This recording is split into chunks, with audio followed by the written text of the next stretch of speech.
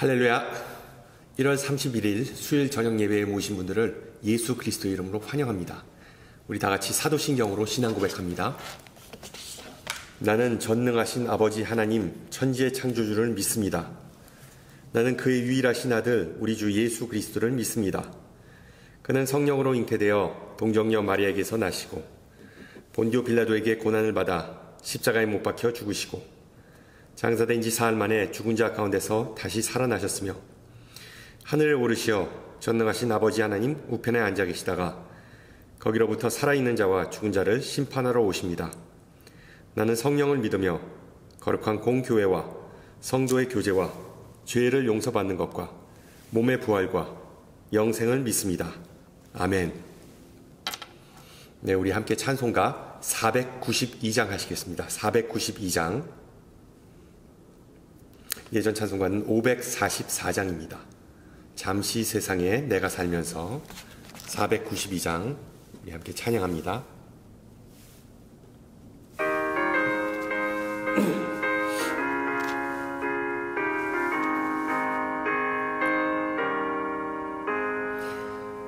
잠시 세상에 내가 살면서 항상 찬송 부르다가 날이 저물어 오라 하시면 영광 중에 나가리. 열린 천국문 내가 들어가 세상 짐을 내려놓고 빛난 면류관 받아 쓰고서 주와 함께 길이 살리. 눈물 골짜기 더듬으면서 나의 갈 길 다 간 후에 주의 품 안에 내가 안기어 영원토록 살리로다. 열린 천국문 내가 들어가 세상 짐을 내려놓고 빛난 면류관 받아 쓰고서 주와 함께 길이 살리. 나의 가는 길 멀고 험하며 산은 높고 골은 깊어 고난 나의 몸 쉴 곳 없어도 복된 날이 밝아오리.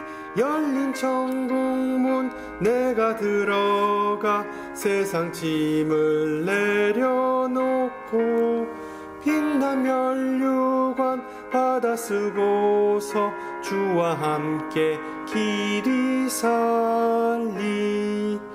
한숨 가시고 죽음 없는 날 사모하며 기다리니 내가 그리던 주를 배울 때 나의 기쁨 넘치리라. 열린 천국문 내가 들어가 세상 짐을 내려놓고 빛난 면류관 받아 쓰고서 주와 함께 길이 살리.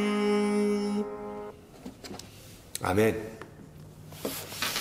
하나님께서 오늘 저녁 우리에게 주신 말씀 마태복음 13장 31절에서 33절 그리고 44절에서 52절입니다.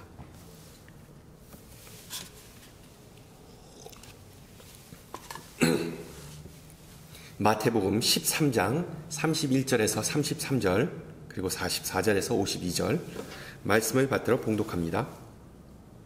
또 비유를 들어 이르시되 천국은 마치 사람이 자기 밭에 갖다 심은 겨자씨 한 알 같으니 이는 모든 씨보다 작은 것이로되 자란 후에는 풀보다 커서 나무가 되매 공중의 새들이 와서 그 가지에 깃들이느니라. 또 비유로 말씀하시되 천국은 마치 여자가 가루 서말 속에 갖다 넣어 전부 부풀게 한 누룩과 같으니라. 그리고 13장 44절입니다. 천국은 마치 밭에 감춘 보화와 같으니 사람이 이를 발견한 후 숨겨두고 기뻐하며 돌아가서 자기의 소유를 다 팔아 그 밭을 사느니라. 또 천국은 마치 좋은 진주를 구하는 장사와 같으니 극히 값진 진주 하나를 발견하며 가서 자기의 소유를 다 팔아 그 진주를 사느니라. 또 천국은 마치 바다에 치고 각종 물고기를 모는 그물과 같으니 그물에 가득하며 물가로 끌어내고 앉아서 좋은 것은 그릇에 담고 못된 것은 내버리니라. 세상 끝에도 이러하리라. 천사들이 와서 의인 중에서 악인을 갈라내어 풀무불에 던져 넣으리니 거기서 울며 이를 갈리라. 이 모든 것을 깨달았느냐 하시니 대답하되 그러하오이다. 예수께서 이르시되 그러므로 천국의 제자된 서기관마다 마치 새 것과 옛 것을 그 곳간에서 내오는 집주인과 같으니라. 아멘. 계속해서 예수님의 설교 사역의 핵심인 하나님의 나라에 대해 좀 살펴보고자 합니다. 먼저 개인적인 경험담을 짧게 좀 나누었으면 합니다. 우리 목사들은 늘 죽음에 대해 익숙해야 합니다.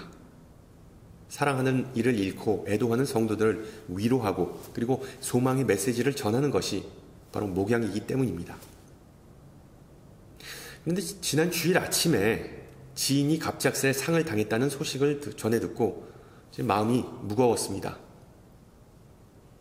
그래서 예배를 인도하는데 집중이 안 되고 설교하는 도중에 자꾸 말 실수하게 되더군요. 그건 단지 서막이었을 뿐입니다. 12시가 넘어서 교회 학교 예배를 마친 후에 어떤 분이 오셔서 주일학교 목사님이냐고 영어로 저에게 묻더군요. 그렇다고 하니까 그분은 자신의 딸 모 아무개가 어젯밤에 심장마비가 와서 숨을 거뒀다고 말하더군요. 그 소식을 듣는 순간 저는 멘붕이 왔습니다. 정말 아무 생각도 안 나고 말이 안 나오더군요. 60명이 넘는 아이들이 교회 학교에 지금 출석하고 있고 또 요즘은 새로운 아이들이 계속해서 옵니다. 그래서 제가 아이들의 그 한국 이름을 일일이 기억하지 못합니다. 저는 도대체 그 아이가 누구인지 어느 반에 있는지 머리를 쥐어짜 보았지만 또 그렇다고 그 아이의 영어 이름이 무엇인가 물어보는 게 이상할 것 같아서 그냥 조용히 듣고만 있었습니다. 얼마 후에 그분 딸이 아니라 어머니가 돌아가셨다는 것을 알게 됐습니다. daughter가 아니라 mother. 왜 아시잖아요. 상을 당하면 정신이 없어서 자기가 가끔 무슨 말을 하는지 모를 때가 있습니다. 그분이 그런 경우였습니다. 자신의 어머니를 딸로 착각해가지고선 말실수를 하신 거죠. 그 어머님께서 바로 이미 건강상에 문제가 있었는데 갑작스레 돌아가셔서 장례 절차에 대해 문의하기 위해 담임 목사님을 찾아왔었던 것이었습니다. 그런데 목사님마저 상당하셔서 한국에 계시던 터라 저를 찾아온 것이었습니다. 미안한 말이지만 제가 지도했던 어떤 교회 학교 어린아이의 장례식을 집례하지 않아도 된다는 생각에 안도의 한숨을 쉴 수 있었습니다. 나중에 집에 온 후에 그냥 힘이 다 빠지고 머리가 띵 하더군요. 나쁜 소식을 연달아 들으니까 휴증이 따른 것 같았습니다. 여러분도 비슷한 상황을 겪어보셨을 거예요. 나쁜 소식을 좋아하는 사람이 어디 있겠습니까? 파워볼, 로또에 당첨됐다 또는 승진했다와 같은 그런 대박 소식을 선호하는 건 인지상정이지요. 바로 오늘 본문에서 예수님은 그런 복된 소식을 전해주고 계십니다. 우리가 소위 말하는 복음, good news가 바로 그것인데 그 복된 뉴스는 과연 무엇인가요? 많은 신앙인은 요한복음 3장 16절을 복음의 정수라고 일컫는데 여러분은 개인적으로 복음을 어떻게 정의하십니까? 몇 주 전에 세례요한의 설교를 살펴보았는데 그 설교의 핵심은 바로 회개하라, 천국이 가까이 왔느니라입니다. 예수님은 요단강에서 세례를 받고 그리고 광야에서 시험을 받으신 후에 요한과 똑같은 메시지를 선포하면서 공생의 사역을 시작하셨죠. 때가 찼고 하나님의 나라가 가까이 왔으니 회개하고 복음을 믿어라. 예수님은 요즘 말로 breaking news, 긴급한 뉴스, 즉 속보를 사람들에게 전해주셨던 것입니다. 속보. 보통 속보라는 그 큰 글자를 보면 사람들은 궁금해서 곧바로 TV를 켜거나 아니면 인터넷에 들어가서 검색을 합니다. 도대체 무슨 일이 일어났는지 사건에 대한 더 세부적이고 자세한 내용과 그리고 배경을 알고자 하죠.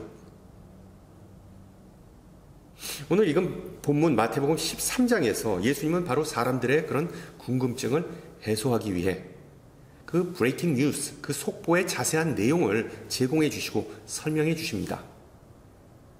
하나님의 나라가 이 세상에 도래하였다. 그리고 요즘 뉴스 매체와 언론과는 다르게 예수님은 그 경천동지할 사건을 보도하기 위해 비유라는 도구를 사용하십니다. 예수의 비유라고 하면 보통 예수님께서 사용하신 대표적인 설교 예화가 떠오르죠. 대부분 어떤 기승전결이 있는 다소 짜임새가 있는 그런 이야기들입니다. 예를 들어 탕자의 비유, 선한 사마리아인의 비유, 가라지 비유 등등. 그러나 마태복음 13장에 나오는 비유들은 아주 짤막하게 그리고 빠른 전개가 특징인 그런 비유들입니다. 마치 TV에서 긴급 뉴스를 연달아 전달하는 그런 장면을 연상시키죠. 그리고 그 모든 비유들은 하나님의 나라가 무엇인지 그리고 하나님의 나라를 어떻게 경험하는지에 대한 해답을 제공해 줍니다. 참고로 마태복음 저자는 The Kingdom of Heaven, 즉 천국이라는 표현을 선호하지만 마가와 그리고 누가복음 저자는 The Kingdom of God, 하나님의 나라라는 표현을 선호합니다. 중요한 것은 복음서에 언급된 The Kingdom of God, 하나님의 나라 또는 The Kingdom of Heaven, 천국은 다 똑같은 개념입니다. 똑같은 개념입니다. 지난주에 살펴봤듯이 하나님의 나라 또는 천국이라는 단어는 좀 모호합니다. 다시 말씀드리지만 하나님의 나라는 죽은 후에 가는 곳이라는 단순히 어떤 장소의 개념을 뛰어넘습니다. 그 장소의 개념을 뛰어넘습니다. 하나님의 나라는 하나님의 능력, 지혜, 사랑, 치유, 정의와 같은 것들을 포괄적으로 가리키는 단어입니다. 그 모든 것을 다 가리키는 단어입니다. 즉 이 세상이 여태까지 경험해 보지 못한 완전히 새로운 현실을 의미합니다. 그리고 그 새로운 현실을 대표하는 분은 다름 아닌 예수님이시죠. 그리고 예수님께서 이 세상에 오심으로 하나님의 나라와 이 세상의 경계선은 아주 흐릿해졌습니다. 하나님의 나라가 가까이 왔다라는 그 복음을 계속해서 선포하면서 예수님은 하나님의 능력과 은혜와 사랑과 공의가 사람들의 일상 가운데서 드디어 임하였다고 알려주셨던 것이죠. 또한 예수님은 사람들에게 하나님의 나라라는 그 비전을 보여주실 뿐만 아니라 그들이 그 나라에 속한 백성이란 사실 또한 일깨워 주셨던 셈입니다. 그래서 우리 신앙인들은 복음서에 나온 다양한 비유를 읽으면서 단지 그렇구나 또는 신기하다라는 어떤 수동적인 태도가 아니라 하나님의 백성으로서 어떻게 살아야 하는가를 내가 좀 숙고하고 하나님의 그 역사하심에 참여하고자 하는 능동적인 태도를 보여줘야 하는 것입니다. 따라서 오늘 저녁에는 예수님께서 우리에게 들려주신 다양한 비유, 그 다양한 속보를 통해 하나님의 나라에 대한 비전과 소망을 일깨우는 시간이 되셨으면 좋겠습니다. 첫째로 겨자씨 비유를 보세요. 31절 읽겠습니다. 천국은 마치 사람이 자기 밭에 갖다 심은 겨자씨 하나 같으니 이는 모든 씨보다 작은 것이로되 자란 후에는 풀보다 커서 나무가 되매 공중의 새들이 와서 그 가지에 깃들을 잇느니라. 우리가 사는 이 가주 지역, 이 캘리포니아주는 농사짓기에 최적의 환경입니다. 많은 분이 뒷마당에 이런저런 과일나무나 채소를 기르실 거예요. 그런데 겨자, 머스타드를 키우는 분은 거의 없으실 겁니다. 알다시피 겨자씨는 정말 아주 작습니다. 주로 그 씨를 모아서 그 씨를 짜내면은 우리가 냉면에 넣어 먹는 겨자 소스를 만듭니다. 그리고 그런 식용겨자씨는 나무가 아니라 식물에서 수확합니다. 따라서 많은 성서학자는 예수님께서 언급하신 겨자는 식용겨자가 아니라 흑겨자, 영어로 black mustard 일 가능성이 크다고 주장합니다. 이 흑겨자는 우리가 사는 이 캘리포니아에도 많이 번식하는데 유채꽃처럼 생겨서 노란색의 꽃입니다. 나중에는 6피트, 사람 키만큼 넘게 자라는 그런 잡초입니다. 잡초. 게다가 이 흑겨자는 번식력이 아주 좋아서 나중에 이 흑겨자가 말라버리면은 완전히 산불이 번지게 되는 산불의 주범입니다. 따라서 흑겨자를 재배하는 농부는 아무도 없습니다. 왜? 그 흑겨자에서 겨자 소스를 만들 수 있는 그런 어떤 씨가 나오는 것도 아니기 때문에 그냥 잡초입니다. 자, 보세요. 예수님은 분명히 사람이 자기 밭에 갖다 심은 겨자씨라고 말씀하십니다. 이게 무슨 뜻입니까? 농부가 일부러 그리고 의도적으로 흑겨자를 밭에 심고 재배했다는 의미입니다. 바꿔 말하면 천국은, 하나님의 나라는 마치 사람이 자기 밭에 민들레꽃을 갖다 심어 놓은 것이라고 말씀하시는 것이죠. 여러분, 민들레꽃이 마른 꽃이지 완전히 쓸모없는 잡초 아닙니까? 번식력도 좋고 아무리 제초를 해도 없어지지 않는 정말 끈질긴 생명력을 가졌습니다. 상식적으로 민들레를 재배한다는 것은 말이 되지 않습니다. 그러나 예수님은 아마도 이런 배경을, 이런 사전 지식을 염두에 두고 겨자씨 비유를 사용하셨던 것입니다. 하나님의 역사하심은 흑겨자씨와 같이 때로는 그 방식이 눈에 띄지도 않고 쓸모없어 보이지만 일단 어디에 뿌리를 내리기만 하면 그것을 막을 방법은 없다라고 말씀하신 것이죠. 어떤 면에서 이 겨자씨 비유는 우리 신앙인들이 할 수 있는 것과 할 수 없는 것을 일깨워주기도 합니다. 우리가 할 수 있는 것이라곤 오직 복음의 씨를 뿌리는 것입니다. 흑겨자씨 씨를 뿌리는 것입니다. 나머지는 오직 하나님의 몫이죠. 하나님을 섬기면서 우리가 하는 일이 다른 사람의 주목을 받지 못할 때가 많습니다. 왜? 정말 사소해 보이고 의미 없어 보일 때가 많기 때문이죠. 그러나 기억하세요. 우리가 뿌린 모든 친절의 씨앗, 헌신의 씨앗, 그리고 자비의 씨앗이 무성한 나무로 자라나는 것을 비록 지금은 우리가 보지 못할지라도 결국은 무럭무럭 자라서 새들이 와서 휴식을 취할 수 있을 정도로 큰 영향력을 발휘하게 된다고 예수님은 약속하십니다. 할렐루야.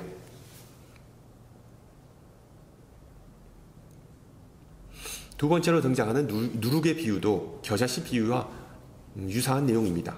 33절 보세요. 천국은 마치 여자가 가루 서말 속에 갖다 넣어 전부 부풀게 한 누룩과 같으니라. 집에서 제빵 해보신 분들은, 빵 만들어 보신 분들은 누룩, 효소, 즉 이스트의 역할을 잘 아실 거예요. 밀가루에 이스트를 조금만 뿌린 후에 잘 반죽을 하고 미지근한 곳에 발효시킨 후에 오븐에 넣으면 반죽이 점점 부풀어 오릅니다. 그 크기가 2배, 3배가 금방 돼버리죠. 처음에는 볼품없는, 맛도 없어 보이는 그런 반죽 덩어리가 따끈따끈한 바삭한 식빵으로 변신합니다. 그리고 그 오븐에서 갓 꺼낸 빵을 반으로 갈라서 그 향을 맡으면 정말 예수님께서 말씀하셨듯이 천국이 따로 없습니다. 하나님의 나라, 하나님의 능력, 하나님의 역사하심 또한 이와 마찬가지입니다. 시간이 갈수록 조용히 그러나 분명히 그 새를 확장해 나갑니다. 마치 오븐에서 점점 커져만 가는 빵덩어리처럼. 그러나 우리 예수님은 여기에서 그치지 않고 천국에 대한 또 다른 두 번째 특징을 말씀하시죠. 이 비유에 나오는 한 여성이 서말, 즉 꽤 많은 분량의 밀가루를 사용한다는 점을 주목하시기 바랍니다. 그것을 대충 환산하면 한 60파운드가 됩니다. 60파운드. 우리 집사람도 가끔 집에서 빵을 굽는데 보통 식빵 한두 덩어리씩 굽습니다. 한번 구울 때마다. 왜? 많이 구워놓으면 맛이 없기 때문에. 제가 물어봤죠. 식빵 2개를 만드는데 얼마나 밀가루가 들어가냐? 대략 한 1.5파운드의 밀가루가 들어간다고 합니다. 그러면 이 비유에 나오는 여인은 손이 엄청 큰 셈이죠. 한 번에 무려 60파운드의 밀가루를 쓴다고 하니까 아마 가정집에서 취미로 제빵하는 사람이 아니라 제법 큰 빵가게를 운영하는 사람인 것으로 보입니다. 많은 밀가루와 한 컵의 이스트를 반죽해서 만든 빵은 무려 100명, 200명이 넘는 사람을 배불리 먹게 해줍니다. 실제로 예수님께서 말씀하신 이 비유는 오병이어의 기적과 일맥상통한다는 것을 우리는 알 수 있습니다. 중요한 것은 여러분은 이와 같은 풍성한 하나님의 섭리와 은혜를 믿으십니까? 아멘.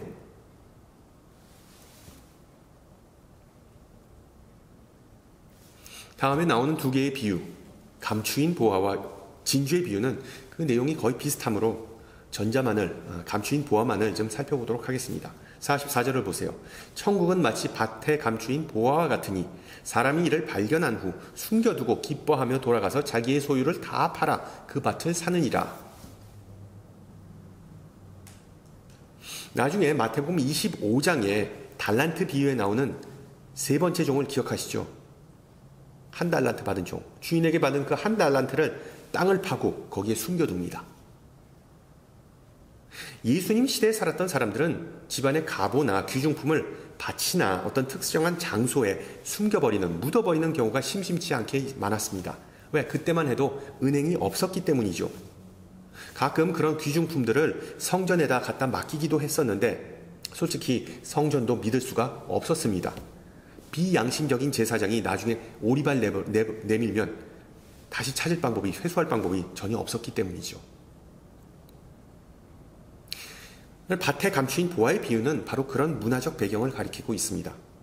어떤 사람, 아마도 한 소작인이 쟁기로 밭을 갈고 있었습니다. 땡볕에서 일하느라 자신도 그리고 그 쟁기를 끄는 소도 지친 상태였습니다. 갑자기 쨍그랑 소리가 났는데 무슨 일인가 발밑을 살펴보니까 쟁기가 땅속에 있는 한 항아리를 깨버린 것입니다. 그리고 그 깨진 항아리 사이로 번쩍 빛이 나는데 자세히 봤더니 엄청난 분량의 금화가 있었던 것이죠. 그 수많은 분량의 금화를 다른 사람의 눈에 띄지 않고 집에 가지고 갈 방법은 없었습니다. 그러자 이 사람은 다시 흙으로 그 항아리를 잘 덮어버린 후에 집에 돌아가서 있는 돈 없는 돈 다 긁어 모읍니다. 심지어 친지들을 찾아가서 돈 좀 구워달라고 애원합니다. 그리고 그 모은 돈으로 그 밭의 주인에게 가서 땅을 자신에게 팔라고 딜을 합니다. 땅 주인이 고심하는 모습을 보면서 이 소작이는 아마 숨을 먹으면서 최대한 태연해 보이고자 합니다. 결국 주인은 그 제안을 받아들이고 소작이는 대금을 쿨하게 지급합니다. 예소. 그러나 그는 내심 좋아 죽을 직전이죠. 이제 그 보물은 자기의 것이기 때문에 그의 마음은 벌써 밭에 가 있었을 겁니다. 이 비유의 의미는 간단하지요. 하나님의 나라는 이 세상의 그 어떤 보물보다 더 귀중하다고 말씀하신 것입니다. 그 보물은 이미 이 세상 가운데 존재하지만 잘 감추어져 있기 때문에 많은 사람의 눈에 보이지가 않습니다. 물론 어떤 운 좋은 사람은 그 보물에 이렇게 걸려 넘어지기도 하고 또 다른 사람은 보물 집중적으로 탐색하고 발견하는 때도 종종 있습니다. 어떤 경우에든 그 보물이 발견되기만 하면 눈에 띄기만 하면 손만 뻗어서 그것을 움켜쥐고 자신의 것으로 취하면 된다고 예수님은 말씀하십니다. 물론 이 비유에는 어떤 윤리적인 문제가 존재하는 것은 사실입니다. 예전에 길바닥에 돈이 떨어져 있으면 파출소에 갖다 맡기고 신고하는 것이 착한 어린이라고 우리는 배웠죠. 그런데 여기서 말하는 이 보화는 정말 1,000원이나 10,000원짜리 한 장과는 본질적으로 다릅니다. 그 숨겨진 보화는 다름 아닌 생명이기 때문이죠. 생명. 여러분은 우리의 생명 대신 예수 그리스도를 움켜주실 준비가 되셨습니까?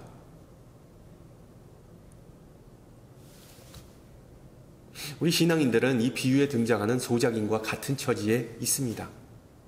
날마다 이 세상 속에서 열심히 일하고 신앙생활을 하지만 예수님을 보기가 쉽지는 않습니다. 왜냐하면 이 세상은 정말 넓은 밭과 같이 막막하고 혼탁한 환경이기 때문이죠. 그렇다고 간혹 예수님께서 우리를 부르실 때, 우리의 마음을 감동시키실 때 어떤 특별한 물질이나 개인적 의무를 더 소중하게 생각해서 그 부름에 응하지 않았던 사람들처럼 하면 안 되지 않겠습니까? 예수님의 부름에 응했던 어부들은 자신의 모든 것을 내려놓고 빈손으로 예수님을 따랐습니다. 그렇게 하지 못한 이들은 그냥 뒤에 남겨지고 나고자가 되었을 뿐입니다. 따라서 감추인 보아가 우리에게 던지는 영적 도전은 자기를 부정하고 십자가를 짊어지라입니다. 우리의 시간, 힘, 명예, 권한, 안락함, 심지어 우리의 생명을 아낌없이 주님께 바칠 수 있기를 소망합니다. 마지막으로 등장하는 비유는 그물 비유입니다. 그물 비유. 47절과 48절을 보세요. 또 천국은 마치 바다에 치고 각종 물고기를 모으는 그물과 같으니 그물에 가득하매 물가로 끌어내고 앉아서 좋은 것은 그릇에 담고 못된 것은 내버리니라. 그물에 가득하매, 보다시피 이 비유도 풍성한 하나님의 나라, 풍성한 하나님의 축복이 우리 가운데 이미 임했다는 것을, 그런 메시지를 전해줍니다. 그런데 이번에는 전 비유와는 다르게 밭이 아니라 물속입니다. 물속. 낚시 애호가들은 낚시터에서 시간 가는 줄을 모르고 낚싯대를 수도 없이 던집니다. 왜? 그 손맛 때문에. 그런데 예수님의 비유에는 낚싯대가 아니라 그물, 즉 큰 어망이 등장합니다. 뭐 낚싯대나 어망을 사용하든 물고기를 잡는 행위는 어떻게 보면 일종의 믿음을 수반합니다. 왜? 알다시피 물고기를 못 잡고 허탕을 치는 경우가 허다하기 때문입니다.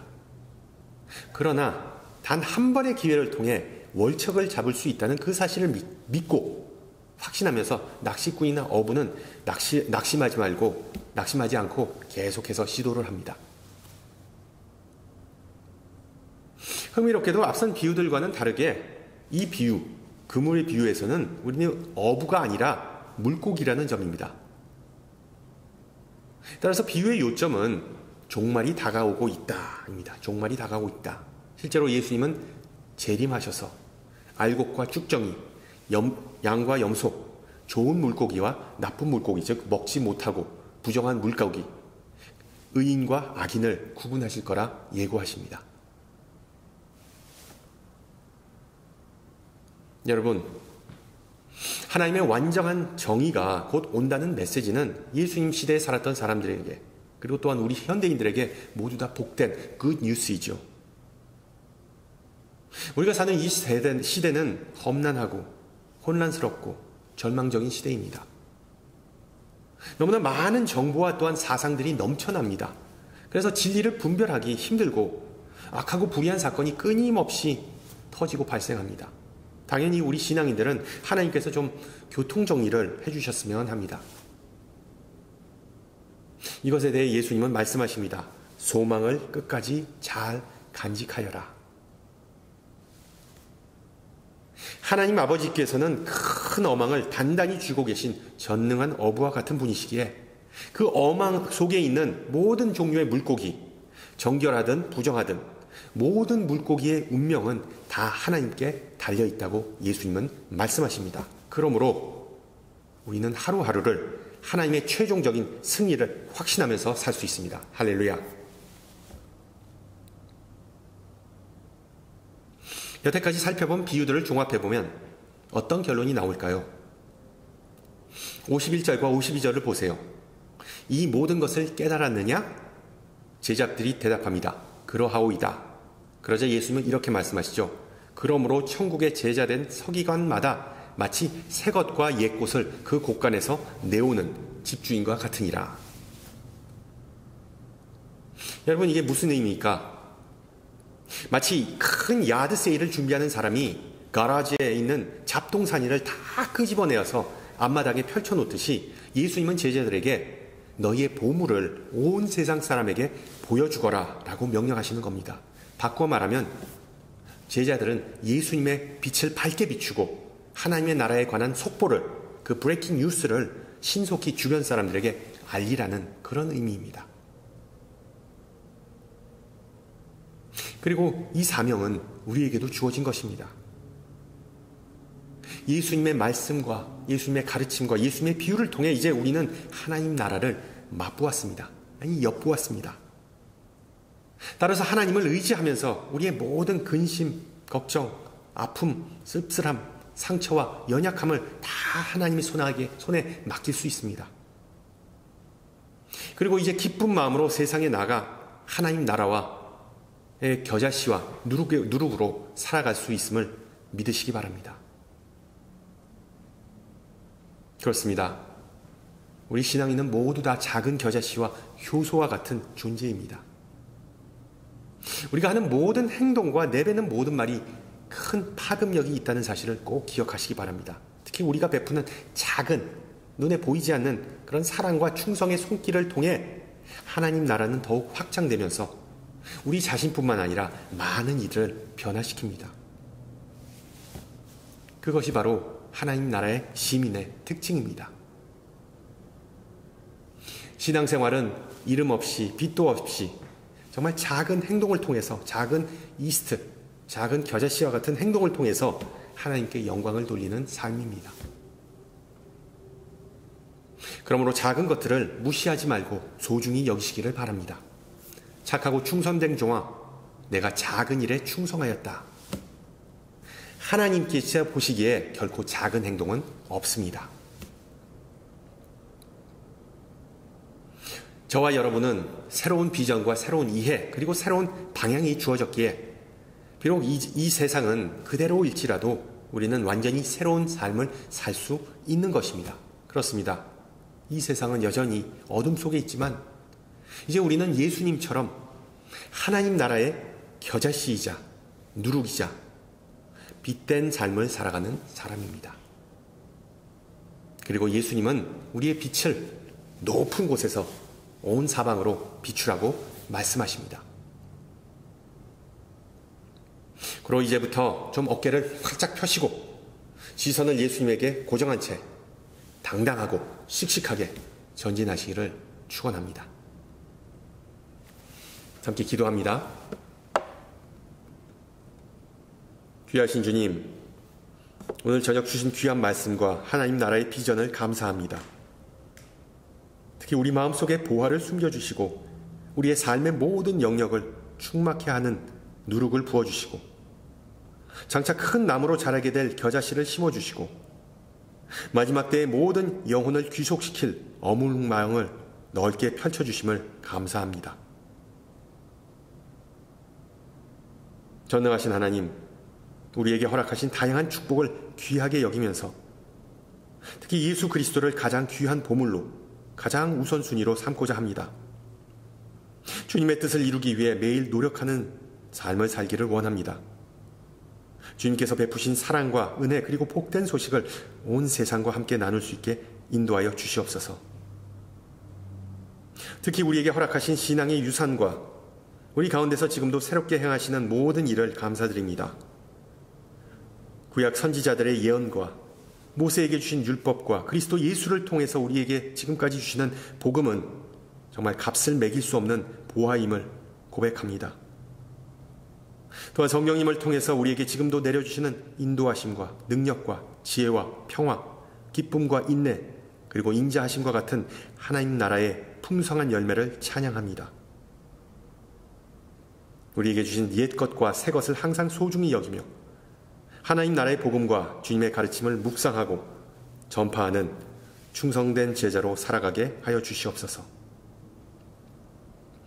함께 주님 가르쳐 주신 기도합니다. 하늘에 계신 우리 아버지, 아버지의 이름을 거룩하게 하시며 아버지의 나라가 오게 하시며 아버지의 뜻이 하늘에서와 같이 땅에서 이루어지게 하소서. 오늘 우리에게 일용할 양식을 주시고 우리가 우리에게 잘못한 사람을 용서하여 준 것 같이 우리 죄를 용서하여 주시고 우리를 시험에 빠지지 않게 하시고 악에서 구하소서. 나라와 권능과 영광이 영원히 아버지의 것입니다. 아멘.